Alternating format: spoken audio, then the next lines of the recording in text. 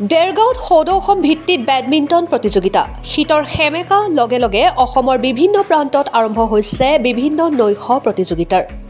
বিশেষকৈ নৈশ প্ৰতিযোগিতাৰ মাদকতাই সুকীয়া দেৰগাঁও মিছামৰা বাহৰুৱা গাঁও ক্ৰীড়া সন্থাৰ উদ্যোগত আৰু স্থানীয় ৰাইজৰ সহযোগত স্বৰ্গীয় ৰবীন চন্দ্ৰ তালুকদাৰ সৌৰণত অনুষ্ঠিত হৈছে তৃতীয় বাৰ্ষিক সদৌ অসম ভিত্তিত নৈশ যুটীয়া বেডমিণ্টন প্ৰতিযোগিতা ২০ তাৰিখে নিশা খেলখন আনুষ্ঠানিকভাৱে উদ্বোধন কৰা হয় খেলখন আনুষ্ঠানিকভাৱে ফিতা কাটি উদ্বোধন কৰে সদৌ অসম ছাত্ৰ সন্থাৰ উপসভাপতি অভিবৰ্তন গোস্বামীয়ে লগতে সমাজৰ বহুকেইজন গণ্যমান্য ব্যক্তি উপস্থিত থাকে ২০, ২১ আৰু ২২ ডিচেম্বৰত তিনিদিনীয়াকৈ খেলখন অনুষ্ঠিত কৰা হ'ব গাঁৱৰ সুপ্ত প্ৰতিভাসমূহক এখন মঞ্চ দিয়াৰ উদ্দেশ্যে এই বেডমিণ্টন খেলখন অনুষ্ঠিত কৰা হৈছে অসমৰ বিভিন্ন প্ৰান্তত বৃদ্ধি পাইছে বেডমিণ্টন খেলৰ জনপ্ৰিয়তা দেৰগাঁৱৰ পৰা মাধুৰ্য বৰা ৰিপৰ্ট অৰুণোদয় আছাম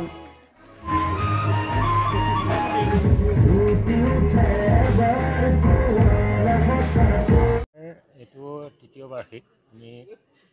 বাৰ্ষিক বাহাৰগাঁও নৈশ যুটীয়া বেডমিণ্টন প্ৰতিযোগিতা কৰিছোঁ আমাৰ বাহাৰগাঁও অঞ্চলৰ লগতে আমাৰ স্থানীয় যিসকল যুৱক এই যুৱকসকলে আমি তৃতীয় বৰ্ষৰ কাৰণে ইতিমধ্যে প্ৰচেষ্টা চলাইছিলোঁ আৰু এইবাৰ অকণমান বহল ভিত্তিত আমি এই প্ৰতিযোগিতা অনুষ্ঠিত কৰিছোঁ আৰু এই অনুষ্ঠিত কৰিবলৈ যাওঁতে আচলতে আমাৰ বহুত প্ৰত্যাহ্বান থাকে কিন্তু এই ক্ষেত্ৰত আমাৰ স্থানীয় ৰাইজে যথেষ্ট সহায় সহযোগিতা আগবঢ়াইছে বিশেষকৈ আমাৰ বিশেষ উদ্দেশ্য হ'ল আমাৰ যিসকল নিয়মান যুৱক সেই যুৱকসকলক একত্ৰিত কৰি যি বৰ্তমান সমাজত যি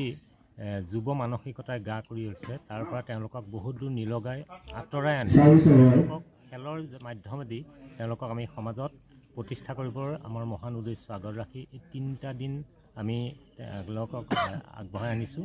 আমাৰ মহান উদ্দেশ্য এইটোৱেই আৰু লগতে আমাৰ যিটো আৰ্থিক কিছু সমস্যা নথকা নহয় সমস্যা থাকিবই কিন্তু তাৰ মাজতে আমাৰ যিসকল দাতা সদস্য আছে সেই দাতা সদস্যসকলে যথেষ্ট আমাক সহায় কৰিছে আৰু লগতে স্থানীয় ৰাইজ যিসকল ক্ৰীড়া প্ৰেমী ৰাইজ তেখেতসকলে আমাক সহায় কৰিছে গতিকে আমি চেষ্টা কৰিছোঁ এই ধাৰা অব্যাহত ৰাখিবলৈ আৰু লগতে আমাৰ আজি অনুষ্ঠানটোত আমাৰ নিমন্ত্ৰণ ৰক্ষা কৰি আমাৰ সদৌ অসম ছাত্ৰ সন্থাৰ অভিবৰ্তন গোস্বামী ডাঙৰীয়া আমাৰ মাজত উপস্থিত হৈছে আমি তেখেতকো আমি আমাৰ ফালৰ পৰা ধন্যবাদ কৃতজ্ঞতা জ্ঞাপন কৰিছোঁ আৰু তেখেতেও আমাক প্ৰতি মুহূৰ্ততে দিহা পৰামৰ্শ দি আগবাঢ়ি যোৱাত সহায় কৰিছে লগতে আমাৰ আমন্ত্ৰণ ৰক্ষা কৰি স্থানীয় যিসকল আমাৰ নিৰ্দিষ্ট ব্যক্তিয়ে উপস্থিত হ'ল তেখেতসকলেও আমি আমাৰ ফালৰ পৰা ধন্যবাদ কৃতজ্ঞতা জ্ঞাপন কৰিছোঁ আৰু আশা ৰাখিছোঁ তেখেতসকলে অনাগত দিনত এই ধৰণে আমাৰ এই অনুষ্ঠানটো আগবাঢ়ি যোৱাত সহায় আগবঢ়াব আমাৰ প্ৰথম প্ৰাইজ হ'ল ২০,০০০ টকা লগতে চলন্ত ট্ৰফি ইতিমধ্যে আপোনালোকে ট্ৰফি উন্মোচনত আপুনি দেখিবলৈ পাইছে আৰু লগতে দ্বিতীয় পুৰস্কাৰ ১২,০০০ টকা ইয়াত আমি চলন্ত ট্ৰফি গোপাল ৰাজবংশী সৰণত দ্বিতীয় পুৰস্কাৰ আমি চলন্ত ট্ৰফিৰ লগতে আছে আৰু তৃতীয় ট্ৰফি তথা পুৰস্কাৰ ৬,০০০ টকা আৰু লগতে চলন্ত ট্ৰফি এইটো স্বৰ্গীয় সুৰেন্দ্ৰনাথ ফুকনৰ সৰণত আগবঢ়াইছে দাতা চন্দন ফুকন আৰু লগতে আমাৰ নিচেই কাষৰ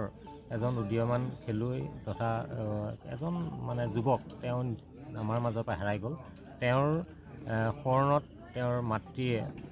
এটা ট্ৰফি আগবঢ়াইছে আৰু লগতে ৩,০০০ টকা চতুৰ্থ পুৰস্কাৰ আগবঢ়াইছে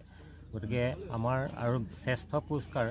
২,০০০ টকা যিটো শ্ৰেষ্ঠ খেলুৱৈ বঁটা সেইটো ২,০০০ টকা আমাৰ লগতে লাগি থকা আমাৰ সদস্যই লুইত মহন্তই আগবঢ়াইছে আৰু এই ক্ষেত্ৰত সহায় আগবঢ়াইছে আমাৰ তেখেতৰ ঘৰৰে অৰূপা মহন্ত বাইদেউ